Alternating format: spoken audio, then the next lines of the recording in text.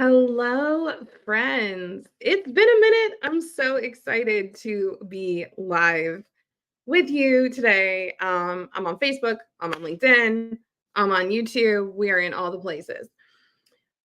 So I wanted to come on live because I've been having some of the best conversations with potential clients, with current clients, with a few humans who have like snuck in early to our soon to be launching program, Healing Centered Business School. And one of the things that has been coming up so often in these conversations is sales calls. It is looking at, okay, I've decided I'm going to start this business. I've decided I've got this offer. I've decided I'm going to show up and market it. I'm going to invite people to get on sometimes we call them sales calls, sometimes we call them discovery calls, connection calls, exploration calls. I'm going to invite people onto this free or like lower cost call, and we're going to figure out if this thing that I'm offering is for them. And I'm either going to lead them through a process, and then at the end, they're going to decide if they want to do more with me, or we're going to just talk and see if us working together makes sense. So sometimes there's an offer that you're already discussing. Sometimes the thing that you're offering is actually like it's very personalized. And so this call is for y'all to determine if you're going to work together, what would be inside of the package or the program or the thing that you're going to be doing together. So sometimes you're going to like collect information on these calls and then send a proposal afterwards. But no matter if this is a sales call or an exploration call, a discovery call, no matter if this is like the call they buy to figure out and get like a little taste or a toe dip of what you're going to be working on with them, and then you're going to look at what you're going to do from that point forward. Like no matter what this is, it's a sales call. And more than that, it is a relationship game changer, really, is the word I want to use. This is the call or one of the interactions that you're having where you're deciding what your relationship looks like moving forward. It's kind of like a date, right? Sometimes you're coming into this thinking, oh yeah, no, this is somebody I really like and I really would like to be in a relationship with, and I'd really like to hire them for support and help. Sometimes you're like, I don't know, my friend set me up with you, or I've been seeing your socials come across my feed and I think maybe we would be a good fit. And so like I'm not sure, maybe I have my own hesitations or like preconceived notions or fears or past painful experience, traumas, past relationships that are impacting me, and maybe I'm a little nervous or I'm a little guarded. And so these calls are a chance for you and your potential client to really figure out, do we want to be in relationship with one another in this way, or in a way that is more deeper, more extensive, more intimate, more long-term than it currently is? Do we want to go from being just friends to being in relationship with one another? Do we want to go from passing each other on the socials or me lurking on their website to them actually supporting me, like us having each other's phone numbers, us being in Slack together, them knowing the intimate details of my business, my life, my relationships, my health, my whatever? And so a lot of times what we are taught in traditional business programs is how to sell. We are taught how to influence the person on the other side of the screen or on the other side of the table, on the other side of the deal. We are taught, okay, the goal of this conversation is for me to sell to this person, for them to decide that they're going to say yes and buy something at the end of this talk. And here's the issue with that. What that does is it turns a relational conversation, a relationship-based conversation, into a transactional conversation. Look, the two of you would never get on a Zoom chat, would never get together for coffee, would never get on the phone, or probably would never get on the phone if it weren't for this transaction that you're looking at both participating in. Okay. So yes, We have to honor that there is a transactional component to this call. We can't pretend that it's purely relationship based because there is going to be a give and receive. There is going to be somebody paying someone else, somebody receiving money for their services, somebody giving services for their money or product for their money. So there is a transactional piece to this. And by owning that up front and going, yeah, we're going to figure out if we want to be transactional with one another. We can then move into, okay, and that transaction, whether or not we enter into this transaction together, is actually based on if we want to be in relationship together. So let's get to know each other. Let's figure out if the person who's selling can help the person who's buying. Let's figure out if this actually is going to be a mutually beneficial relationship that we enter into after this call. So often I talk to entrepreneurs who are just so excited about their offers. They're so excited to sell their programs. And I was like this when I first started. I was so excited to sell my offer. I was so excited to sell my program. I was so excited for somebody to be a client that I didn't really ever ask myself, do I want this person to be a client? Now, I was really blessed. I ended up with amazing humans, like 95, 99% of the time, that it was great. Our relationship was awesome. And there were a few clients that, and they'll tell you this, we probably should have said no to each other because it wasn't the right fit, or it wasn't the right time, or it wasn't the right season of life. It wasn't the right offer. It wasn't what they needed. Or it wasn't what I needed or wanted or could offer to the best of my ability. And because I didn't stop and think about the relationship, and I was purely so excited to offer this thing and get into this transaction with someone else and also help them. I really wanted to help them. I was so excited to help people that I forgot, or I guess I hadn't learned at that point that really this was supposed to be mutually beneficial. That it wasn't supposed that it was supposed to feel really good on both sides, and that the um after the transaction was over, the relationship mattered, and that we wanted to prioritize that after we were done working together, that we would still be in um good standing with one another. And so I see this a lot. I see this a lot where people go into sales conversations. They're trained in business programs to go into sales conversations and be very transactional, or pretend to be relational and not be transactional at all, but then like sneak the transaction in. And the issue with this is that when we do that, we make it weird.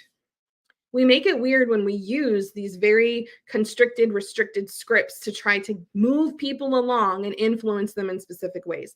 We make it weird when we don't allow for personalization where there could be personalization. We make it weird when we don't encourage choice and agency and autonomy in people. We make it weird when we speed them up or create false scarcity or urgency while we're on the phone or on the Zoom call or in the coffee house with them, and we tell them, oh, well, this offer expires the second I get up from the table. Well, does it? We make it weird when we also get so in our head around, what am I supposed to say here? Okay, what's the next thing that I do? And how do I get them to move to the next step? And where am I supposed to be? And you're so here that you're not here with the person. And so we make it weird. We make it weird. So one of the biggest things that we do, or we will be doing in Healing Centered Business School, is helping you stop make it weird, is to figure out, are you doing discovery calls? Are you doing connection calls? Are you actually like saying, yeah, if you get on a call with me, you are already saying you want to buy the thing that I am selling. And then at that point, it's figuring out on my end if this makes sense. And but like you're already in. And it's you confirming that you're in.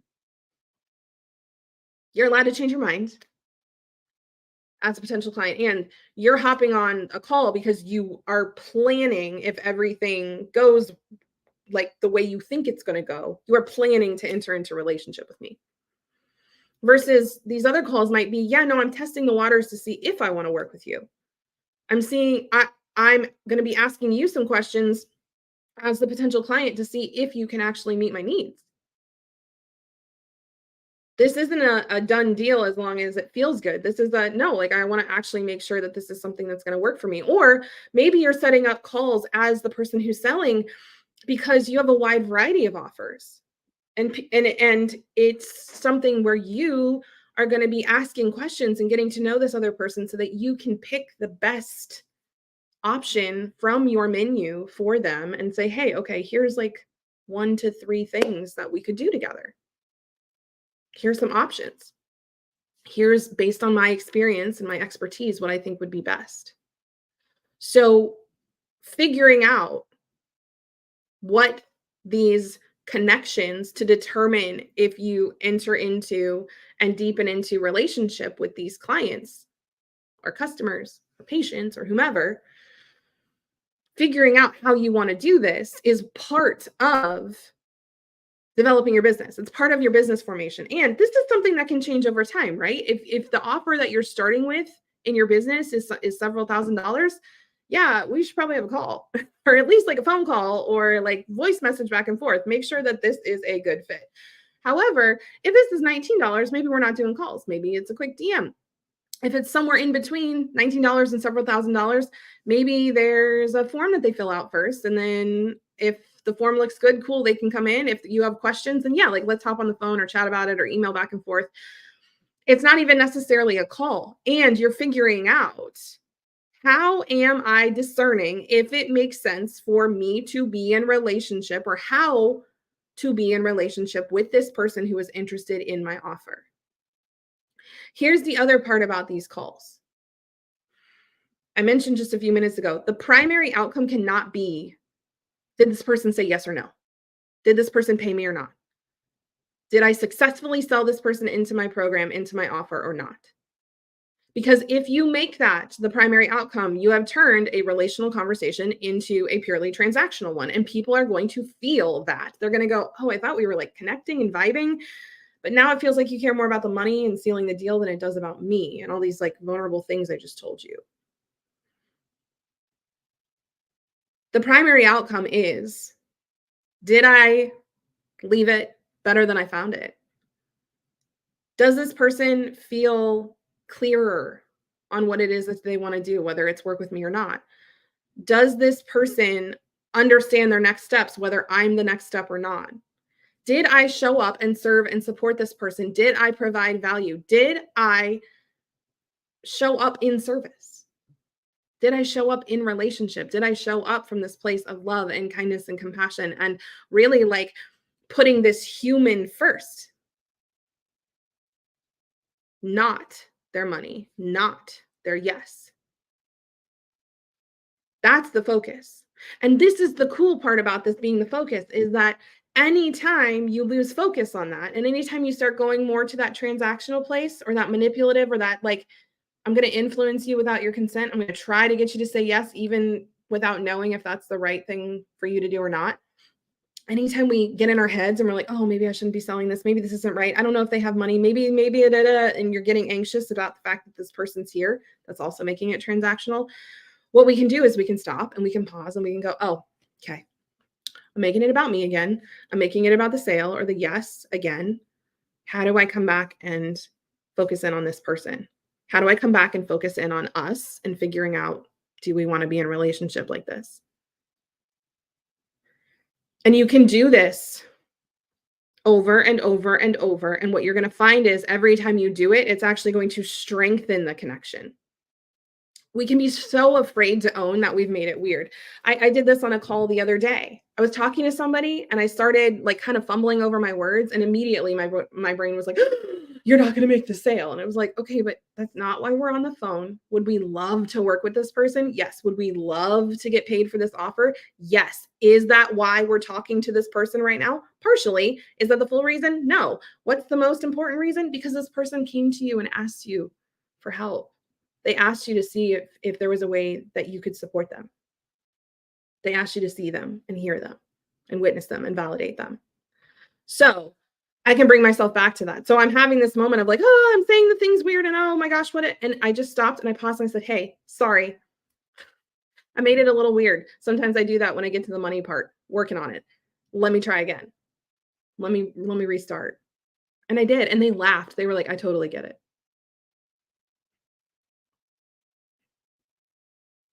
All of a sudden, we're back in a relationship, right? They might have felt that weirdness for a second, but I owned it.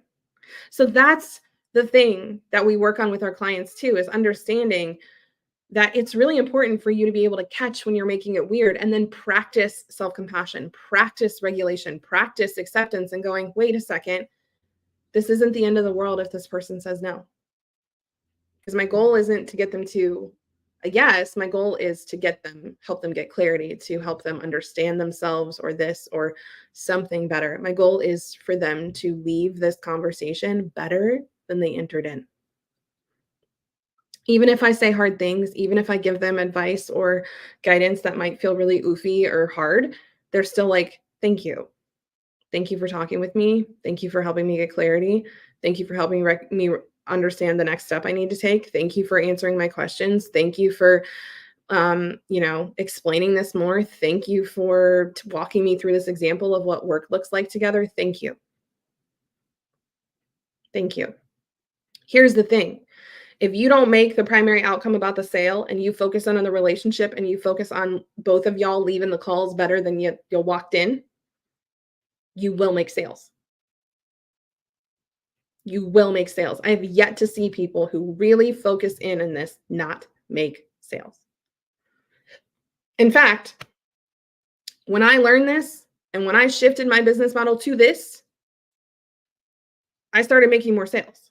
I made more money when I leaned back and stopped creating false scarcity and urgency and stopped making these calls transactional and really leaned into the relationship, really leaned into leaving things better than how they were when we started. That's when I started making more sales. That's when I started closing $30,000 coaching packages. That's when I started getting referred to speak in national organizations. That's when I started having people be like in my DMs, "How can I pay you?" And being like, "Hold on a second, let's get on a call. Let's let's talk first." That's how I got to seven figures in cash received in my business in 4.5 years. That's how we've had multiple multi six figure years in a row. Now, that's just one piece of business. And this is something that I had to learn. That's just one piece of business. Selling is just one piece. There's also financial operations. That was a tough lesson for this mama to learn. There's also marketing and understanding how to get your message in front of the best potentially fit clients so that when you do these calls, more people will say yes. You will say yes to more people because you're more in alignment with the people who are showing up on the calls. There's the logistics of how you're delivering things and customer experience and all of these things. And there's so many myths around all of this that go into how do I get to seven figures? How do I build this, 5 figure a month business? How do I start and grow and scale a business to that size, to that level? And so Monday, noon Eastern, I'm going to be talking about these seven myths. I'm going to be talking about the myths that I learned along the way to becoming a seven-figure business owner, around being a seven-figure business owner. We're going to talk about them. And we're going to speak some truth into an area of business that we often don't. We don't talk about the fact that most of us are taught to come across relationally, but underneath be very transactional. We don't talk about the fact that a lot of the focus is put on marketing and sales, and a lot of the focus is not put on financial management and business operations and understanding how to maintain and operate a business. There's a lot of things that you're taught. This is how you get this, and this is what seven-figure and successful business owners do, that are myths. There's myths about the process. There's myths about the getting to that goal. There's myths about maintaining.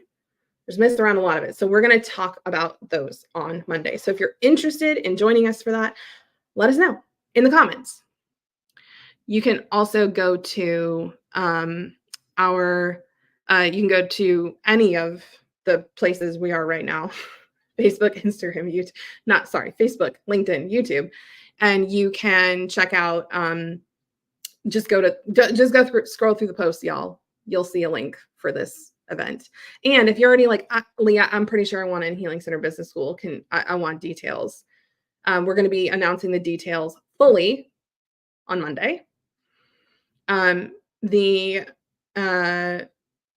first like beta cohort of Healing Center Business School is enrolling kind of in the back, like behind the scenes right now. There's 2 humans who are already in, and there's 8 more spots at that beta price point. So if it's something that you're like, oh yeah, please tell me more. I want to start a healing center business, or I want to scale my business that I started as a healing centered practitioner human, that I've been kind of struggling to get off the ground because nobody taught me about financial management or operations or logistics or how to sell in a relational way and not like be in violation of my own morals and values. Nobody taught me how to market in this way that isn't scarce, creating false scarcity or urgency, or it just feels kind of icky or gross. Or I haven't even started the business yet, but I kind of wanna, but I have all these fears around it because what if people judge me, and can I actually get clients, and what would I even offer, because I've been over in traditional healthcare or traditional wellness for so long. Like, I don't even know what I would sell to people. And also, can people really make a living off of this? And what about my license? And what about all these things? Look, y'all, just let's talk. I promise that this will be relational. I promise that we'll go into this transactionally, because I know that you might want to buy something, or you might want to sign up for something. You want more details about something we're selling, and the call will be relational, because my goal is to help you feel better than you did when you got on the call. My goal is for you to have more clarity than you did before we talked. So if that's something that you're interested in learning more about, you can send me a DM, or you can come find me on, if you go to our website, institutefortrauma.com, there's a contact form at the bottom. If you're like, I want details, or I want to book a call, you can just fill out that form, and we will get back to you with some days and times that are available. So I love you all. Thanks for watching. If you're watching on the replay, #replay, I'll come back and say hi. If you have any questions about what I shared in here, please drop them below. I would love to come back and answer them. And hopefully we'll see y'all Monday in 7 Myths to a 7-Figure Business, that masterclass. And yeah, till next time.